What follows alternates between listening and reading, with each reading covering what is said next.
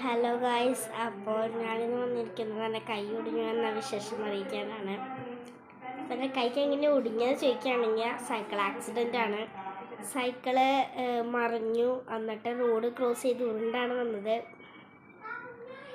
അപ്പോൾ ശരിക്കും എൻ്റെ മുഖമൊക്കെ പൊട്ടി, പിന്നെ കൈ ചെറിയൊരു ഫ്രാക്ചർ ഉണ്ടായി. ഡൗട്ട്ഫുൾ ഫ്രാക്ചറാണെന്നാണ് ഡോക്ടർ പറഞ്ഞത്. എന്നുവെച്ചാൽ നീര് വന്നിട്ടുമില്ല.